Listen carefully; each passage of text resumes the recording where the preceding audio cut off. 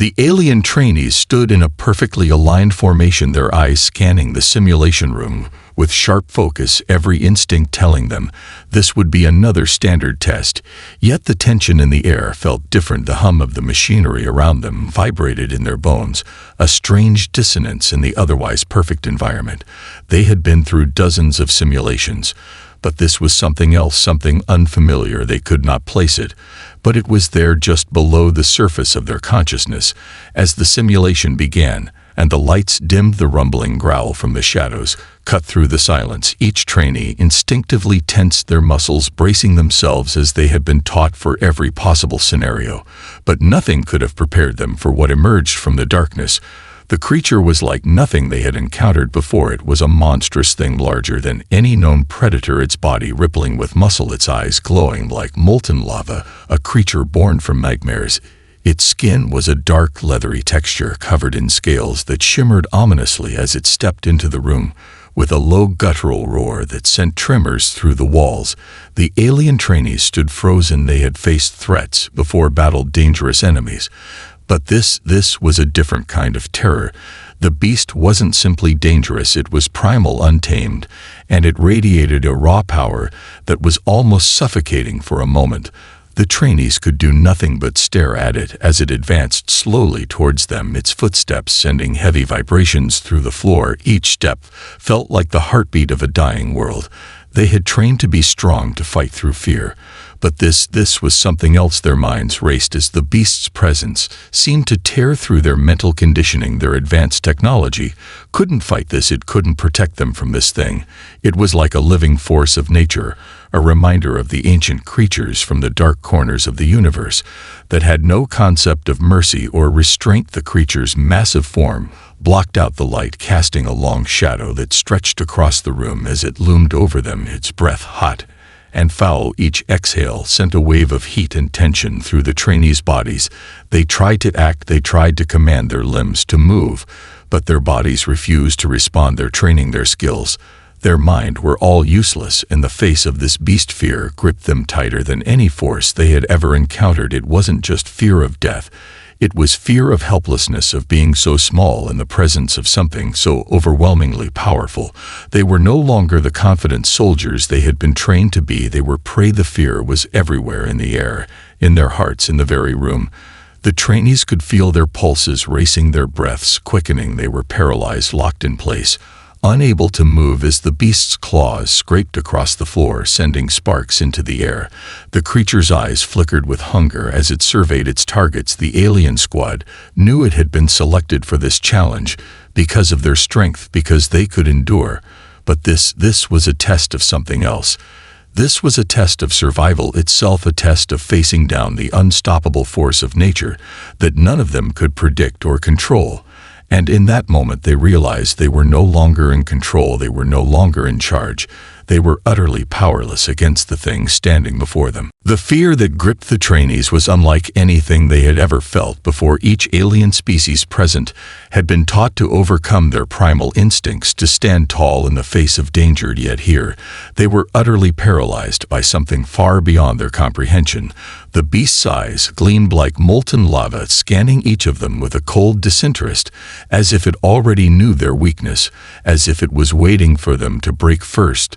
The trainees stood motionless in their positions, each one fighting against their own bodies, begging them to move, to do something, anything, but their legs remained rooted to the spot. Their fingers refused to flex, their bodies refused to obey the most basic commands. Their minds screamed to take action, to fight, to survive, but fear took hold of them more tightly than any enemy ever could. They felt like children caught in the grip of a nightmare. They could not wake from. Each breath became heavier, each heartbeat more erratic. The beast's presence loomed over them like an oppressive storm waiting to break loose. There was no fight in them now, just the overwhelming urge to flee, yet their bodies were paralyzed with terror. The Zeltri, the smallest of the trainees, was the first to break the silence. His breath quickened, his heart pounded like a drumbeat in his chest. He could feel the beast's eyes boring into him, and despite all the training, despite the countless simulations, he couldn't move. His limbs were frozen, his body trembling as his mind raced with thoughts of escape. But there was nowhere to go, nowhere to hide. He was trapped just like the rest of them. His pupils dilated as he stared at the creature. He had seen beasts like this before in simulations, but they were never this real. They never carried the weight of death so heavily on their backs. He wanted to scream, to run, but all he could do was stand there silently, shaking like a leaf in the wind, his body betraying him. The Trivac, the largest and most formidable among the trainees, had always prided himself on his strength, on his ability to withstand anything, but now he felt the crushing weight of his own limitations. It was as though every ounce of strength had drained from his body, replaced with an all-consuming sense of helplessness. He could feel the beast's gaze upon him. Every muscle in his body screamed at him to move, to fight back, but his arms felt like they had turned to stone, his legs like tree trunks rooted into the ground. He tried to force himself to act, but it was like trying to fight against gravity itself. The very air around him seemed to press down on him, preventing him from taking a single step. He felt the sweat form on his brow, his chest tightening with the sharp pang of panic that he had never known before in all his years of training. Yet in this moment of pure terror, he felt smaller than he ever had. He was no longer the mighty warrior he had always believed himself to be. He was nothing, just another trembling prey before the unstoppable force of the beast around him. The other trainees fared no better, their minds racing with thoughts of escape or survival, but their bodies betrayed them. They all stood frozen, their eyes wide in terror, their breaths shallow and quick. As they waited for the inevitable, the air in the room grew thick with fear. The walls themselves seemed to close in as the beast's growls grew louder, its breath hot on their skin.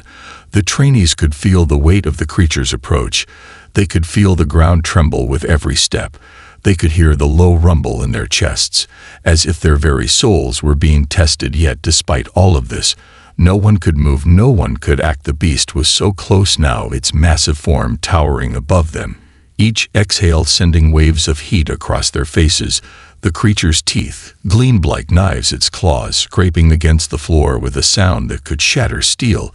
It was an apex predator, the embodiment of every nightmare they had ever feared, and it was here to claim them, to destroy them with a single strike. But still they stood paralyzed, their minds locked in a battle they could not win, unable to comprehend the magnitude of the situation. All their training, all their knowledge seemed useless.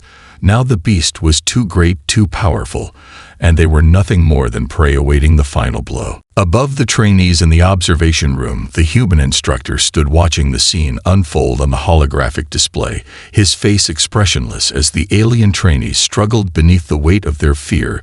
He had seen simulations break, warriors before, seen beings with the strength of entire species crumble when faced with the unknown, when faced with something primal and raw like the beast below. Yet he did not rush to intervene. He let them experience it, let them understand the difference between being a soldier and being alive. The human's gaze shifted as his hand rested lightly on the control panel. He could feel the tension in the room, the sweat, the trembling bodies, the quiet screams inside their minds. He could almost taste the fear that radiated from the trainees. Yet he did not flinch. There was no panic in his eyes, no sign of concern. He had seen countless simulations unfold like this before. He knew what was coming, what always came next. The human instructor took a deep breath, his fingers hovering above the button that would alter the course of the simulation for the trainees below. The moment was close. It was always close. And in his mind, he knew he had to do something different, something that would disrupt their understanding of strength and survival, something that would change everything, not just for them, but for himself too. The control room was quiet save for the hum of the machines, the soft clicking of buttons, and the distant sound of the beast's growl below. A soft hum echoed in the background. As he prepared to override the simulation, he had been given the power to adjust, to manipulate, to control, but he chose to wait, to observe until the last possible moment, as if giving the trainees one final chance to break free on their own. But the moment stretched out into infinity, each second like an eternity, as the beast's presence grew more palpable, more oppressive, each low growl and each step sending shockwaves through the trainees' minds, their bodies paralyzed by fear, until finally the human instructor pressed the button. The room around the trainees shifted instantly, the lights flickering as a new presence materialized in the center of the simulation, not as a weapon or a combatant, but as something else entirely. The trainees barely noticed at first, too consumed by the overwhelming terror of the beast. To realize anything had changed when the human appeared, they barely registered his presence at first, their minds still locked in panic. The beast's growls filled their senses, drowning out all else. The human stood there motionless, in the center of the room. Nothing special, nothing extraordinary. He was simply a human, nothing more, nothing less, dressed in simple garb and unarmed, as though he had just walked into the room like an observer. But this was no ordinary observer. The moment the human appeared, the beast stopped in its tracks, its massive head turning toward the human, its glowing eyes narrowing with curiosity. The trainees barely managed to catch sight of him in their panic-stricken state, still locked in place. But the human stood firm as the beast loomed closer, his eyes calm, his posture relaxed. He didn't look at the trainees, he didn't look at the beast. He simply stood there, not a single sign of fear in his eyes, not a single twitch of hesitation. The beast growled louder, its massive body tense, its muscles rippling. But the human did not flinch. The trainees were still frozen, unable to look away, unable to comprehend what was happening. This was wrong. This was impossible. Their simulations had never allowed for such an intervention, never allowed for someone to stand against the beast without fear. They had been trained to fight back, to face monsters like this head-on. But this human was doing something else entirely, something they couldn't understand. He was offering no resistance, no aggression, no fear. He was simply existing, and the beast felt it. The tension in the room shifted imperceptibly. The air itself seemed to hum with a quiet energy. The trainees could feel it, but they couldn't quite grasp it. They were still locked in their terror, still unable to act. But the human was different. He had broken the script, he had broken the pattern, and in doing so he had changed everything. Without lifting a single weapon, without uttering a word, he had made the beast pause. And in that pause, the trainees felt a glimmer of something new, something they had never experienced before, a momentary flash of understanding that perhaps they had been looking at strength the wrong way. The beast stood still, its massive body shifting slightly as it observed the human. Every instinct it had screamed at it to attack, to overwhelm this tiny creature with raw power. But something was stopping it, something deep inside its primal mind that it couldn't quite process. The human's outstretched hand still remained between them, not in threat or submission, but as an offering. The gesture confused the beast. Its eyes narrowed, as if trying to understand this strange being that stood so calmly before it. The beast had been born to conquer, born to strike without mercy. But now this human was standing there, showing no fear, no sign of aggression, nothing that made sense to the creature's instinctual mind. It stepped back, just slightly, its body coiling, as if ready to pounce. But still it didn't move closer. The human didn't react, didn't flinch, didn't waver in his stance. Instead, he stood completely still, as if he were made of stone. His hand, still outstretched, the air around them seemed to thicken as the seconds stretched on. And yet no one moved, no one spoke, except for the sound of the beast's low rumbling growls that reverberated through the chamber. The alien trainees watched with wide eyes, unable to comprehend what was happening. They had seen countless simulations where the only way to survive was to fight back, to stand against the threat. But this human was doing something completely different. He wasn't fighting, he wasn't running, he wasn't even attempting to defend himself. The human was simply there, and that simple act of existing in the presence of the beast seemed to have caused a shift in the room. The fear that had gripped the trainees began to subside just a little as they watched the beast hesitate. It was so small a change, but it was enough. The tension in their bodies loosened, their breaths no longer shallow and panicked, but deeper, calmer. For the first time since the beast had appeared, the trainees realized they were not alone. The human's presence was like a beacon of calm amidst the chaos. It was not that the beast was any less dangerous. It was not that the trainees had suddenly forgotten their fear, but rather that the human had shown them something different, something they had never been taught, something that had never been part of their training. The human's calmness was powerful in a way none of them had ever considered before. It wasn't physical strength. It wasn't the power of advanced technology or overwhelming force. It was a quiet inner strength, the kind that allowed a person to stand unshaken in the face of an unstoppable enemy, something that did not cower or retreat, but simply held its ground without fear and without aggression. The trainees were beginning to understand the lesson, but they weren't there yet, not fully. They could see the beast's hesitation, but they couldn't quite grasp how the human was doing it, how he was holding his ground when the odds were so obviously against him. The beast had stopped moving, its eyes flicking between the human's face, and the extended hand, its growls had lessened in intensity, no longer threatening but almost questioning. And then something even more incredible happened. The beast's posture shifted, its massive frame relaxing slightly, its eyes still locked onto the human, but now with curiosity instead of aggression. It seemed to be searching the human's face for something it had not seen in any of the countless enemies it had defeated or stalked before. It was almost as if the beast could sense the calmness emanating from the human, a calmness that had no weakness but only strength. The trainees watched in complete silence, unable to move their mouths, dry their minds, struggling to keep up with the unfolding scene. How could this be happening? How could something so simple be so effective? They had been prepared to fight back, to face death head on. But this human was doing something they had never considered, something they hadn't been trained to understand. The fear that had consumed them for so long seemed to dissipate in the face of the human's quiet power.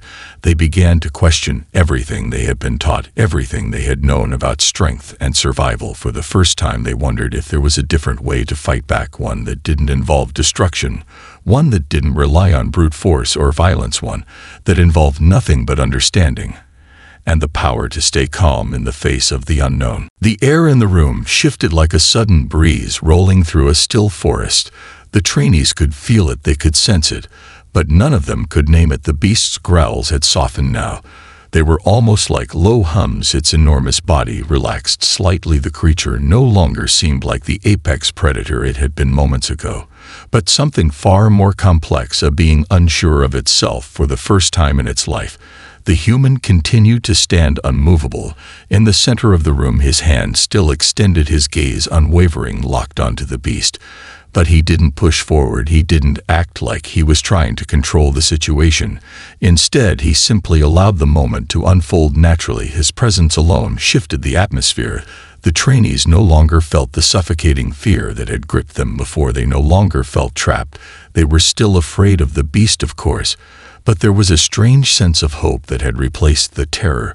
It was as if the human's calmness had given them permission to breathe again, to think clearly again. For the first time, they were starting to see the beast differently.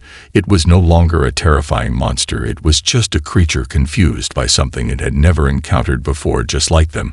The Zeltri's breath was no longer shallow, his chest expanding as he realized what was happening. He had always believed that survival was a matter of overpowering the threat, that it was a matter of defeating the enemy with sheer force. But now he could see something else in the human's stance, something that spoke of another kind of strength, a quiet strength that came from within, not from a weapon or from aggression, but from the simple power of choosing not to fight. The Trivac, whose massive body had once been a symbol of his dominance, now stood in silence, watching the exchange unfold. He had been trained to crush, to dominate, to intimidate. But now he found himself questioning that training, questioning everything he had ever known about power, the power to simply be still, the power to remain unaffected by the beast's terror and chaos, the power to choose peace in the face of death. Was something he had never considered. He could feel the tension in his own body loosen ever so slightly as the human's calm began to seep into his mind. The other trainees felt it too. The tension in their muscles began to fade, and in its place came a realization, a soft whisper inside each of them, that perhaps they had been wrong all along. The beast's posture had completely shifted now. It was no longer a hunter closing in on its prey. It was something else, something uncertain, something vulnerable. Its eyes no longer bore the same hunger. Instead, they flicked between the human's hand and his face, its massive head tilting slightly as if trying to understand the strange creature before it. The human remained still. He did not flinch, did not make a move to push the beast away. Instead, he simply let the moment stretch on with infinite patience and understanding. He was not commanding the beast. He was not demanding submission. He was simply waiting, giving the creature the space it needed to decide. The room had fallen into a profound silence, the kind that spoke volumes without uttering a single word. The beast was still standing just inches from the human, yet its presence had transformed. It was no longer an unstoppable force. It had become something else, something less certain, something almost human. It was strange, but the trainees felt it too. They could feel the change in the air, the power of stillness, the power of restraint. The human's calmness had somehow drawn out this other side of the beast. It had not been forced, it had not been coerced, it had simply been allowed to unfold in its own time, in its own way. It was the kind of power they had never understood until now. The kind of strength that didn't need to be wielded or controlled. It was the power of simply being enough, without the need for destruction or domination. And in that moment, the trainees understood they weren't facing a beast at all.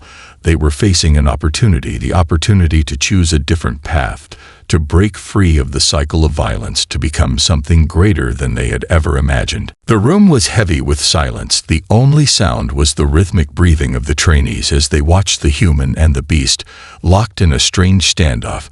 Neither moving, neither giving an inch. The beast's gaze never wavered from the human, as if it were waiting for something, waiting for a sign, waiting for a choice to be made. It was an ancient kind of tension, the kind that had always existed between predator and prey.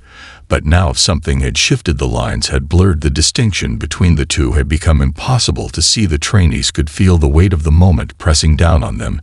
It was not just the beast that had changed. Something inside each of them was different now. They were no longer just frozen by fear.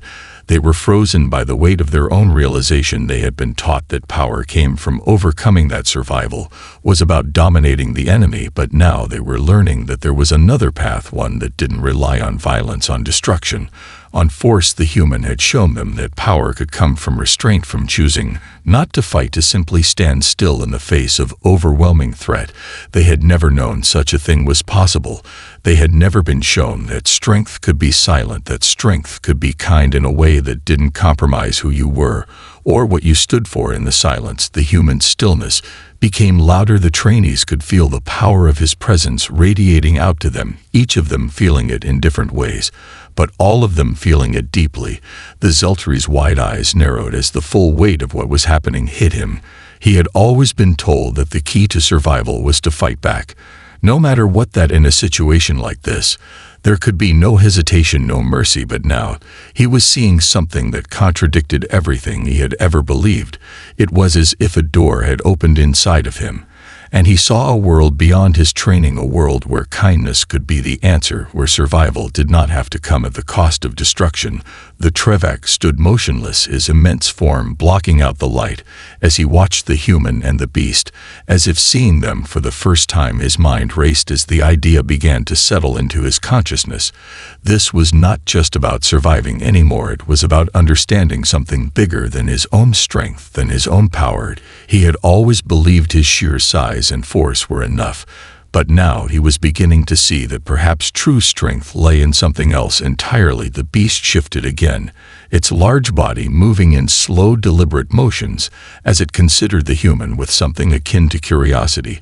It had not been a battle, it had not been a fight for dominance. No, the beast had simply been waiting for a response, and now the human had given it a response that it had never anticipated. The calmness that had radiated from the human like a shield had forced the beast to confront its own instincts, its own nature, and for the first time in its existence, it seemed unsure of itself. It had always taken and destroyed, but now it stood there unsure whether to move forward or retreat. And as the beast lingered in this moment of uncertainty, the human spoke, his voice quiet yet steady, his words cutting through the tension like a beacon of light in the dark. His simple words reached out to the creature, to the trainees, to everyone in the room. I don't want to fight you. I don't need to fight you. You don't need to be this way. You don't need to be alone. His words carried no force, no command, only truth. And understanding, the trainees could feel the shift in the air. As the beast's stance loosened just a fraction, it had been tense and predatory, but now it seemed almost confused, almost hesitant. It was as if the creature was hearing something for the first time, hearing a possibility that had never been spoken before, and in the stillness that followed, the trainees knew that something had broken inside of them too. They had seen it, they had felt it. The true power was not in striking down the enemy, it was in extending a hand of kindness in the face of a threat, in offering peace even when it seemed impossible.